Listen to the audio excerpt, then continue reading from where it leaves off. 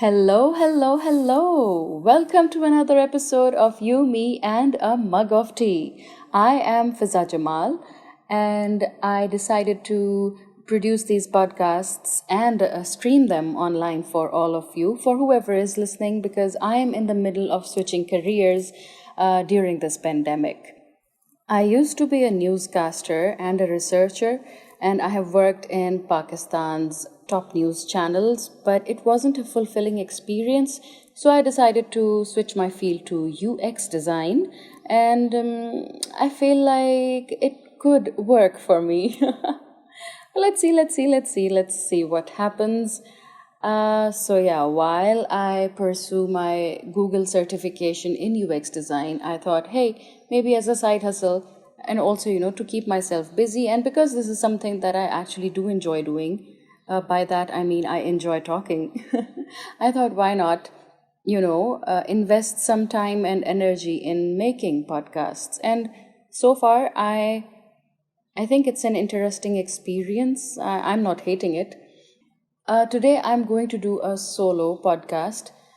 See, I am going along with it. Like I'm thinking about it as I'm going along with it, and so far, I have decided to go with one guest episode and one solo episode, and we'll see how it works out. So, for my guests, since I'm in Islamabad and I have decided to go for guests who are not in Islamabad or not in Pakistan, even, just to bring, how can I say, a different flavor of content in Pakistan at least. So, my guests will usually be foreigners, people who live in different countries, and I'm going to be talking with them about their experiences in those countries and, their personalities and how they fit with those personalities in their countries. But that's my concept for the guest episodes. For the concept of my solo shows, solo podcasts, I'm still getting used to the lingo here. I decided to go for topics with which I think I can impart some kind of experiential wisdom. Does that make sense? But everybody has a story, right?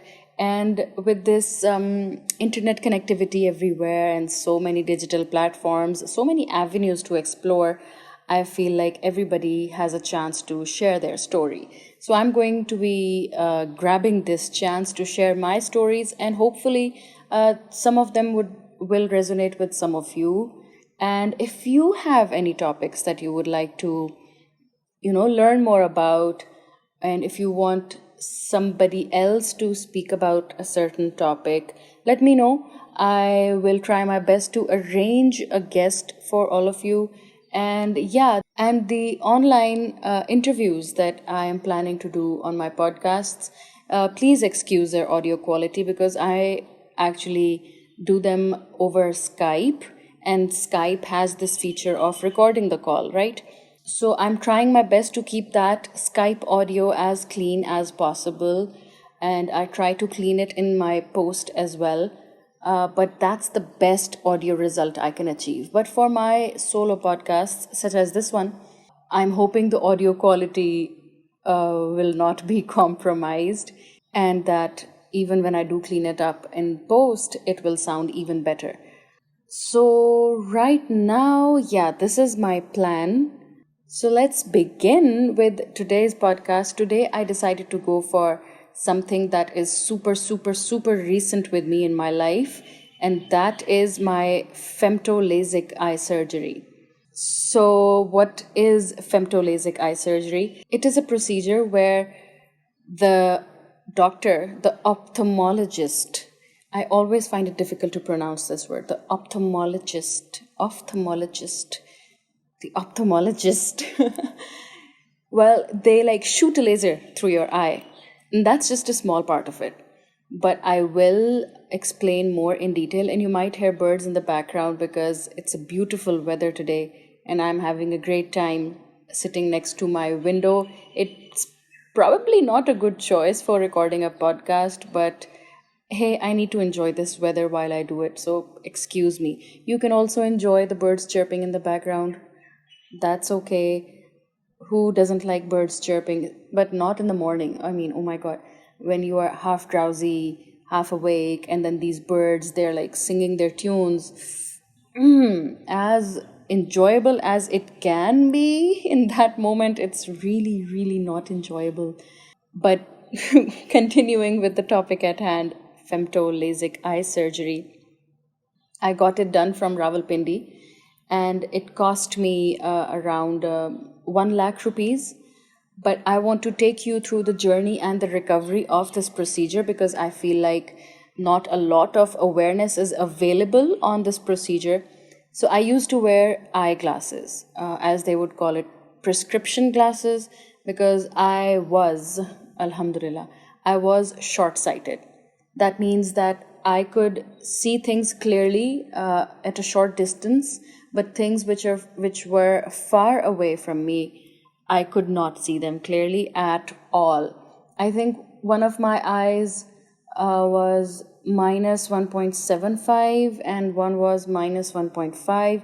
Although it's not a big number, and usually people who wear glasses and even the doctors, they don't consider this as a troublesome number. But for me personally, I want to see things clearly, and if I didn't wear my glasses back then it would be so strenuous for my eyes that I would get headaches, and it's just an annoying feeling all over. So I had been considering removing my glasses forever, but there's always that voice inside that says, don't do it, don't do it, it's scary. You only have these two eyes. What if something doesn't work out, and then you're left with no vision at all. Oh my God, all those fears. And then there's this one scene in a movie, in one of the parts of Final Destination. I don't remember which part exactly, but in that, there's this girl who goes to get her laser eye surgery, and the doctor leaves for a minute, and the laser just shoots through her skull and everything. It's just like, if you've seen Final Destination, you know exactly the kind of graphic imagery that's there in that scene. So that also quite, it traumatized me quite a bit, and I just couldn't bring myself to actually get the procedure done. But lately, since I was also a newscaster, I had to read off of the prompter, and I started having troubles with my contact lenses. I always wore the transparent contact lenses. So my left eye started getting very irritated, and it would turn red and it would get watery, and it was just messy and it would hurt. So I had to stop wearing my contacts. So I had to start wearing my glasses on air, on screen, on national television, which never really happens in Pakistan. So although I was ridiculed for it and everything, but I had no choice but to keep wearing my glasses. But all those bright lights and the dryness in the studio, and when you have to focus, when I had to focus on the teleprompter, it was just so much strain on my eyes that I finally decided to go ahead with the procedure. But in the meantime, I also left that career, but my mind was still set on, removing my glasses forever. I mean, every morning I used to wake up, and the first thing I had to do was look for my glasses on my bedside table. Because without them, it was a feeling of handicap. So anyway, sick and tired of it, I finally decided to go ahead with it, but my eyes were too dry. So, in the initial checkup, the doctor suggested that I put some eye drops in my eyes to relieve the tension and the dryness and the irritability. So, I started doing that. And then, so I had to pick a hospital, right? So, I heard that Amanat Eye Hospital in Rawalpindi and in other cities of Pakistan is also quite good. So I went ahead and went to the one in Rawalpindi, and they were absolutely amazing with me and with everybody, in fact. So I had to get my tests done initially. The tests cost 5,000 rupees, And okay, so let me walk you through that process. So the tests take 2.5 hours roughly, not more than that. And they check the thickness of the cornea, the what can I say, the dryness and moisture levels of the eyeball itself, and some other technical things that only an ophthalmologist would get. So the tests were quite overwhelming as well, but the only test that really freaked me out was the one where they have to put a certain kind of drops in. So here's a disclaimer: if you are going to get your eyeball tests done before the surgery, then make sure you don't have to drive the car yourself, because what happens with those drops, I'll explain that, but make sure that you have somebody with you, or you have some kind of an Uber app ready to go or something like this, and you cannot really use your phone and everything after those drops go in. So make sure you have somebody with you to get you there and then to bring you back. So what those eye drops do for the final test, they put these eye drops in your eyes, and they actually dilate the pupil of the eye, which means I think it expands the cornea as well. So when the pupil is dilated, more light enters the eye, right? When that happens, everything appears brighter than it actually is. So they have to put these drops 3 times at least. So for the first time, okay, it burns the eyeball and it's really irritating and you don't want any part of it, but you have to go through it. And everything seems so bright. So inside the clinic, the lights are kept very dim. And I was annoyed by it. I was like, why are the lights so dim? But once those drops went in my eyes, everything started appearing quite bright, almost as bright as a normal room light. Do you understand what I'm saying? So then I understood the dim lighting that was there deliberately. So they actually have thought it all through. So the first round of drops went in my eyes. So after 15-20 minutes, the nurse, she came again and she put the next set of drops in my eyes. And it burned equally. It was equally painful. But once the pain subsided, I opened my eyes. The lights were brighter in that room. And because there was more light going in my eyes, right? And I tried to use my phone and I couldn't, because I couldn't see clearly. The vision also gets distorted because the pupils are super dilated. And then the third round of drops goes in.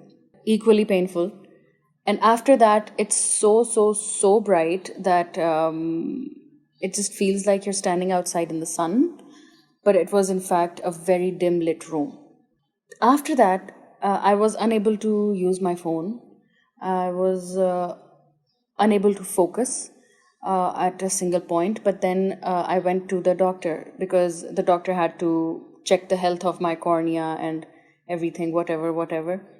So the doctor actually, she shone a bright light in my eye. It probably wasn't that bright, but since my pupils were dilated so much, it was so painful to keep my eyes open. It was so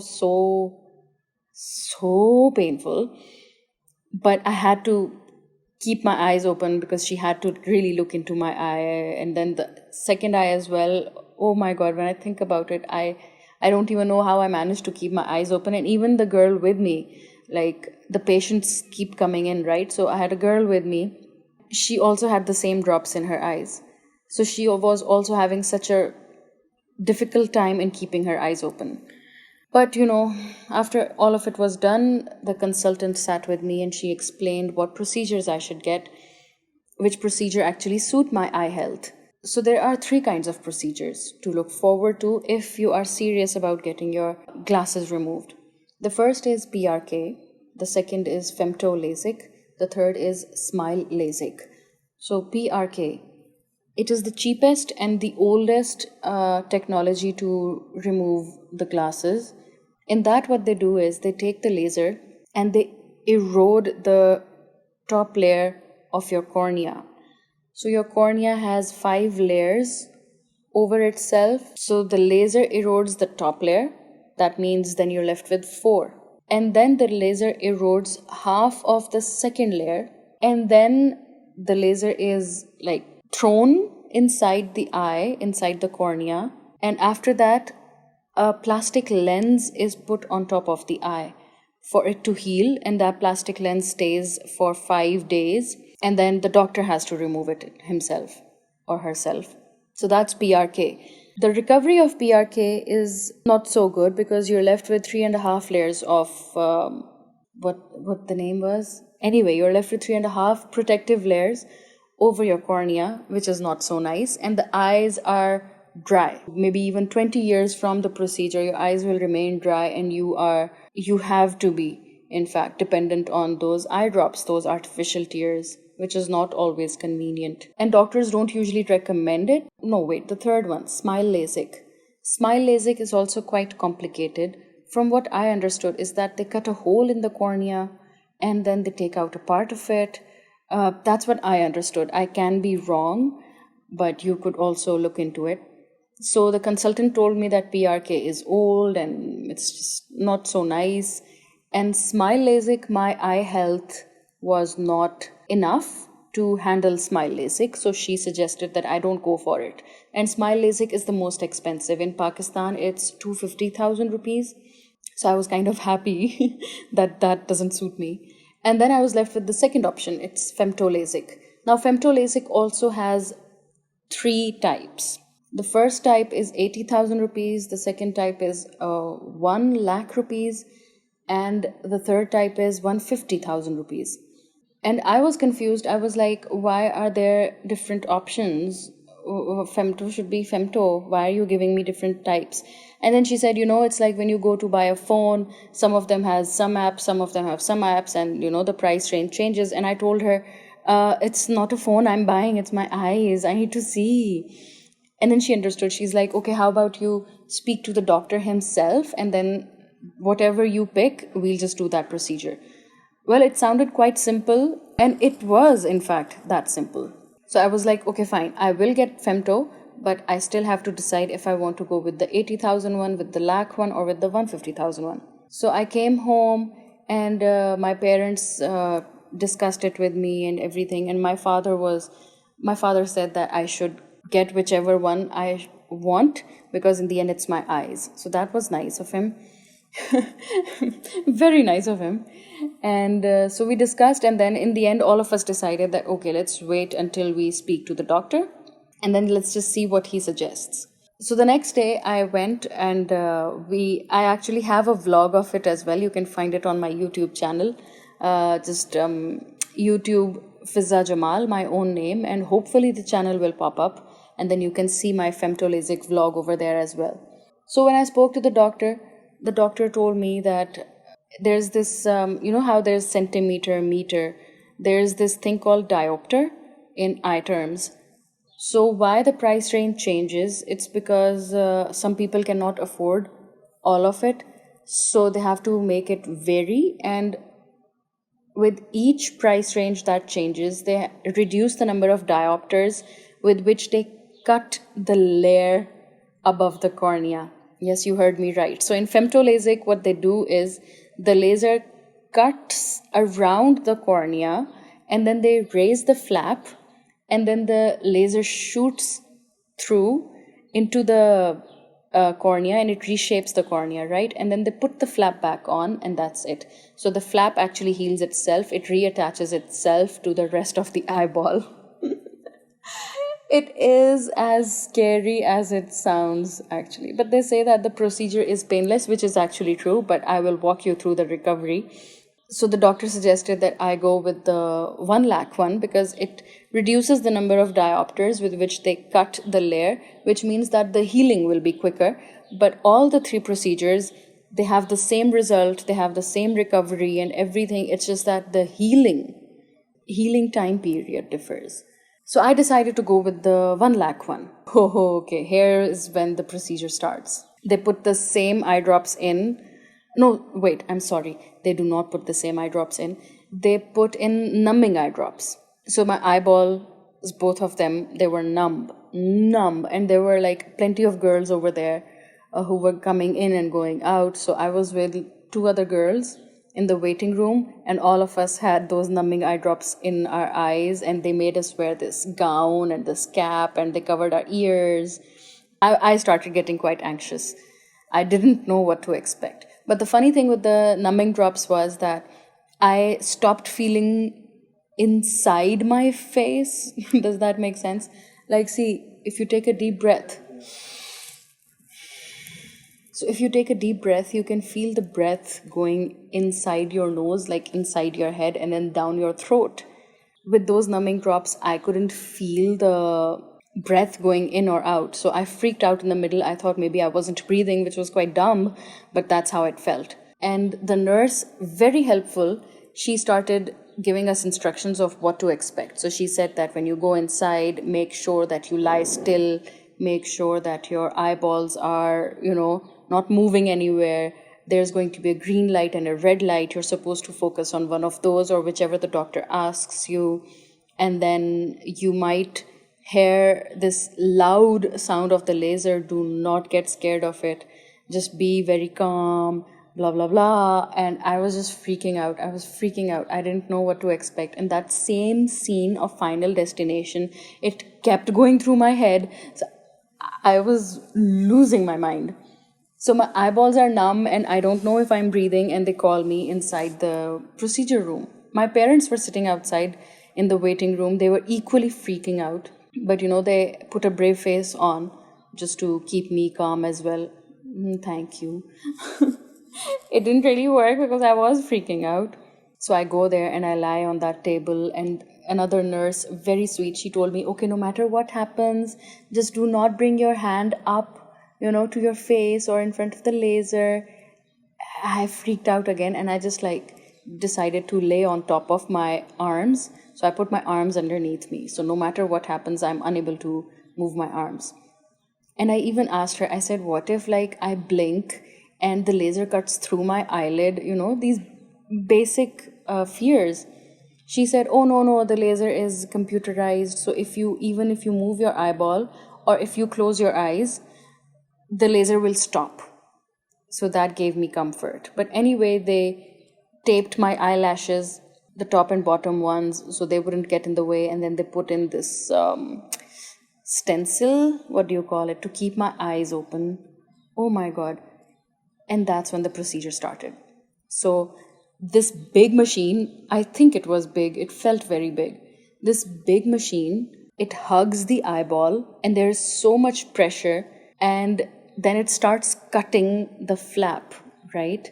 That's when I saw stars. I saw so many stars. I was like in Milky Way galaxy. And then they remove the machine, and then the doctor lifts the flap. That's right. You are able to see everything because duh, your eyes are open. So when they lifted the flap up, I didn't know what to do with myself. I just started screaming inside. I mean, it was so creepy. And then they bring another machine in, and then they're like, okay, please focus on the red light. But the thing is that it's very interesting when they remove the flap, because I was unable to see. Do you get it? I was able to see, but it was very distorted, very noisy. Do you get it? When vision is noisy, not blurry, noisy. It was pixelated, like a low resolution image, if that makes sense. And I had to focus on this laser, and it was so painful. Not painful, just so, yeah, I would say, okay. It was cognitively painful, is that a word? My brain didn't like it. So then they start throwing the laser in the eyeball, and the sound is actually really loud. It's like a helicopter taking off or something. And then there's the smell of burning. It really smells like bad burning smell. But yeah, I had to keep calm. So I think the laser took only 5 seconds or 6 seconds, because again, my number wasn't so large. After that, they put the flap back on, and I saw them put it back on. I just wanted it to stop, but alhamdulillah, I have 2 eyes, so the same thing had to happen on my left eye. But in my left eye, the numbing drops, or maybe it was psychological, they didn't really work properly, so I actually felt a part of my layer being cut. Maybe it was psychological. I am still not sure. And the same thing, the noisy vision, and then the laser, and the burning smell, the loud sound. But all of the procedure took only maybe 8-9 minutes, and I was done. And the eyes, they were watering like anything. And then the doctor checks on another machine with the bright light to see if the flap is back on correctly, because there's another myth that sometimes they don't put the flap back on correctly, which means that the vision is compromised forever. But I don't know if it's a myth or not, but I think it's a myth because they were being very careful.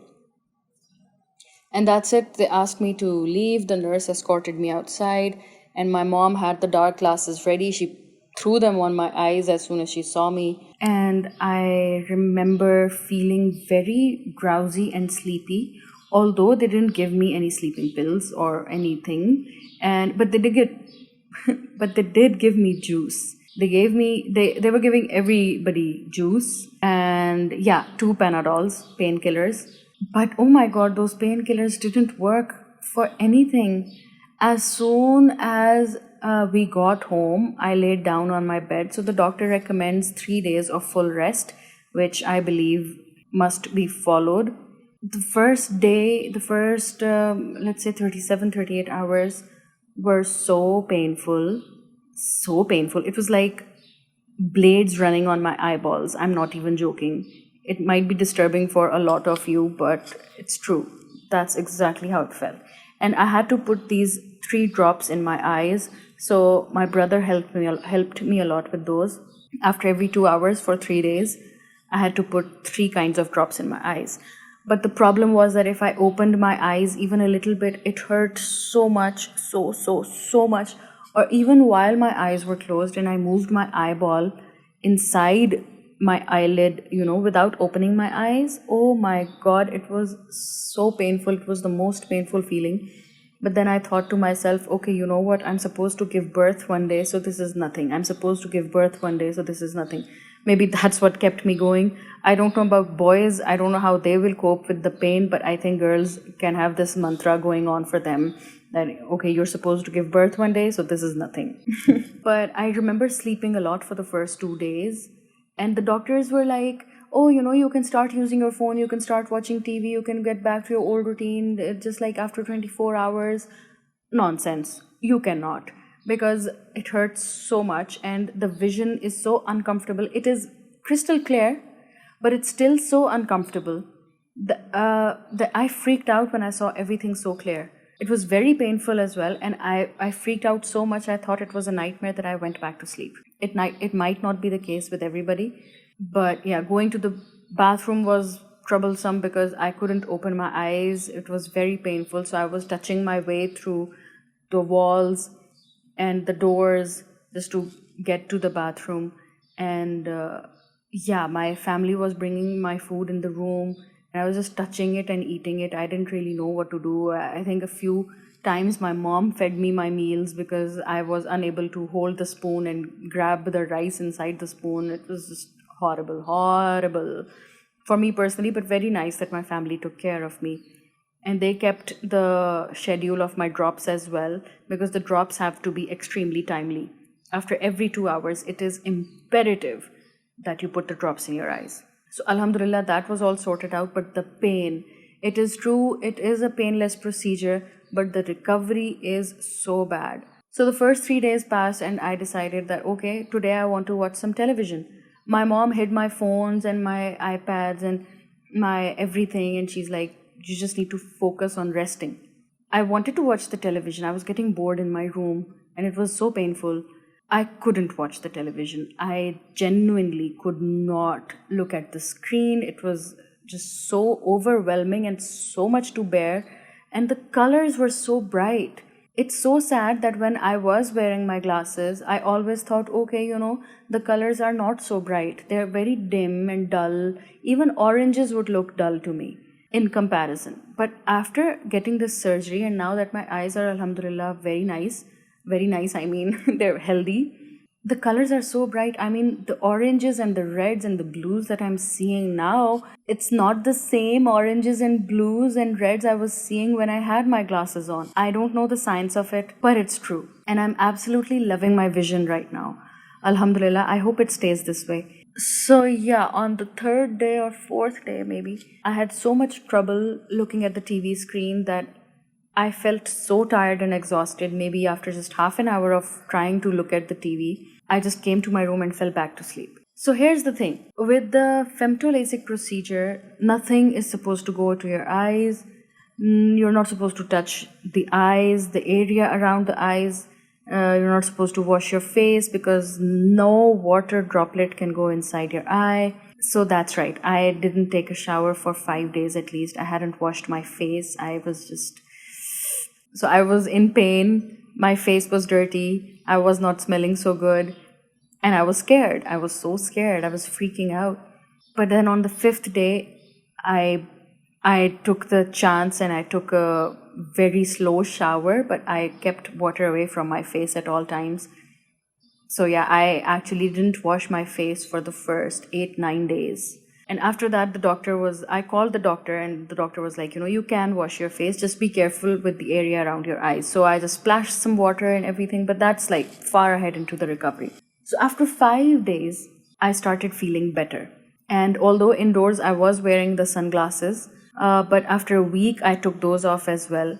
But here's the thing. So a week passed and I could watch the TV, I could look at my phone, but I couldn't really focus a lot because I would get these sharp headaches. Such bad headaches. I usually never get headaches. No migraines or headaches ever in my life.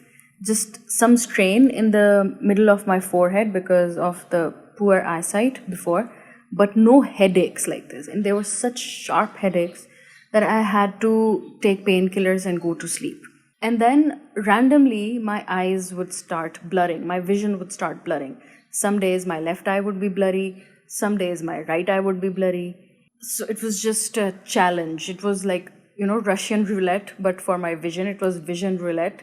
And every day I was just prepared, okay, today one of the eyes is just not going to cooperate. I did call the doctor in the middle and the doctor said it's normal because the eyes are adjusting to the vision without the support of glasses. And the brain is not used to it as well, and you're not taking any medication orally to speed up the procedure, so just bear with it. Okay, nobody told me about this before. And I had to keep putting the drops in for 2 weeks, and the 2-hour interval changed into 6-hour interval. But the artificial tears, I'm supposed to keep putting them in for a month at least, or whenever I feel like my eyes are drying up. And and the drops actually, oh my god, they stung so much. It was so bad, so bad. It was like somebody was throwing spices in my eyes. Why I'm telling all of this to you? Because if you or your family member are considering to get Femto Lasik or any other laser procedure to remove your glasses, I believe that you need to be made aware of the recovery, because I had no idea what I was getting myself into. The procedure was painless, yes, but the recovery is so painful. So fast forward to 10 days, headaches, blurry vision, fast forward to 14 days. So on the 14th day, when the 2 weeks had passed, I thought, okay, maybe now my life is going to be beautiful again. My eyes have recovered a lot. And the doctors usually say that, the first 2 weeks are usually the most uncomfortable and everything. But the day I hit 2 weeks, my right eye's vision just blurred, and there was such sharp headache on the left side of my head, and that lasted for 3 days. That's right. So on the 14th day of my recovery, I got this blurry vision in my right eye and sharp headache in the left side of my head, and it lasted for 3 days without a pause. Without a pause. That's when I decided to go to the doctor again.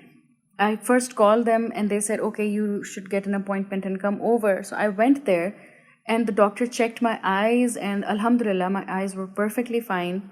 So the doctor just said that, okay, you know what, you need to calm down and this is all normal. This is all part of the recovery and it will be all right. Your eyes are adjusting, your brain is adjusting. Then I told her that I get these sharp headaches and this headache is not going away.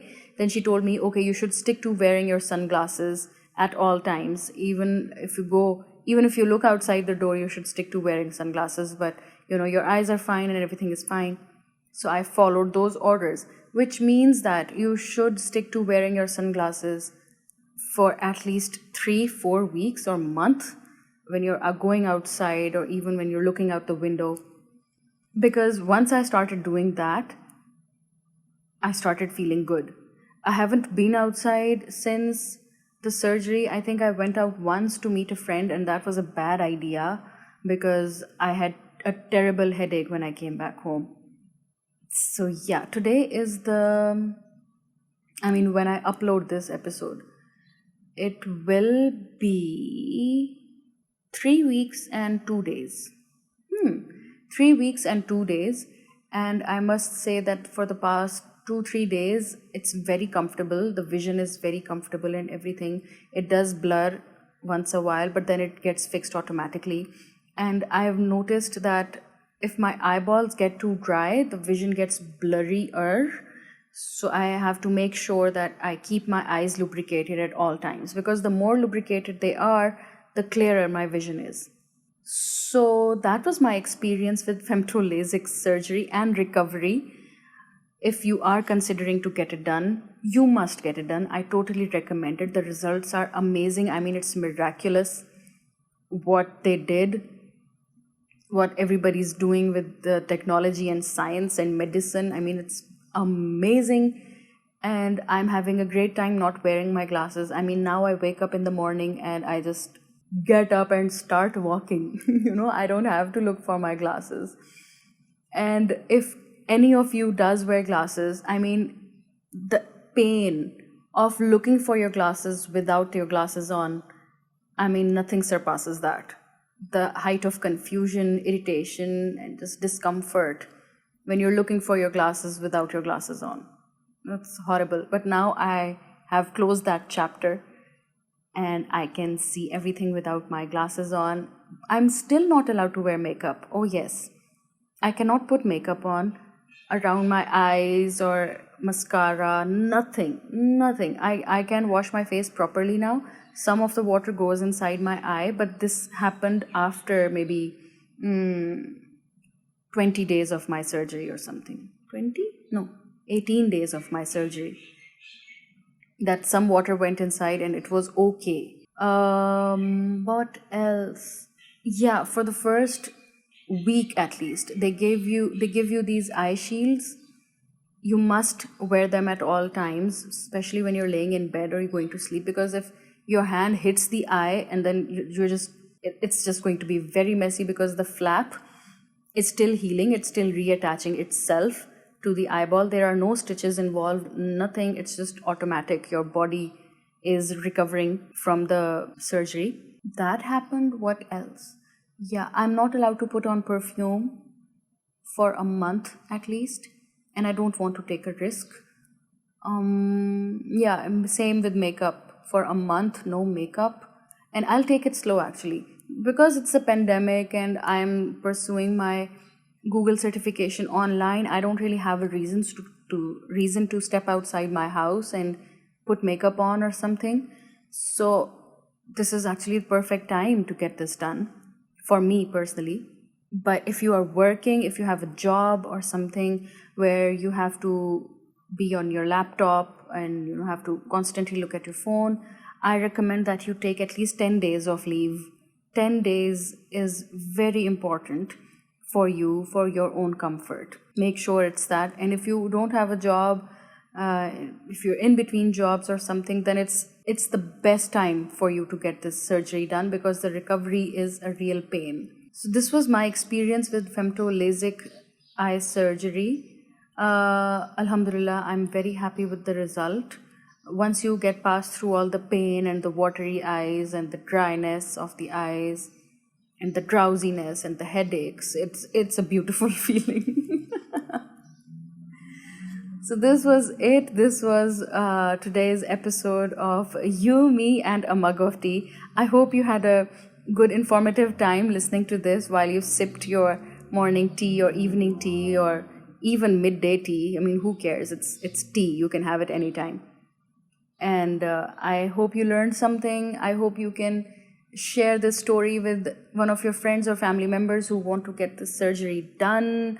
They can prepare themselves for what's about to happen to them, and just take it easy, and with the correct support of your family and the love all around you, you can easily recover from this. But in the end, it's also your own individual journey to take on. So you should be mentally prepared for all the pain that's going to follow. But again, as they say, after every painful time, there's a colorful time, and I'm having a great colorful time. I mean, have you looked at the color blue? The color blue is such a beautiful color, and I'm so upset with myself that I didn't know this for the last how many years? I've been wearing glasses since the 8th grade, and it was a side effect because I had typhoid. So it was a side effect that I lost my, eye health as well. So I haven't seen these colors in their entire glory since the 8th grade. It's so sad. But now I'm so glad I'm seeing the world as it is. And I'm so looking forward to, going outside the house and looking at the green grass and the blue skies and the mountains and everything that Islamabad has to offer. With this brand new set of eyes, I must have missed so much. So anyway, yeah, thank you for listening in. Do share this episode with your friends and family. I would love your support and your feedback. And let me know if there is a specific topic that you want to listen about, or if you want me to speak to somebody about something. I'd be glad to do it for you. Thank you so much for tuning in. Stay safe.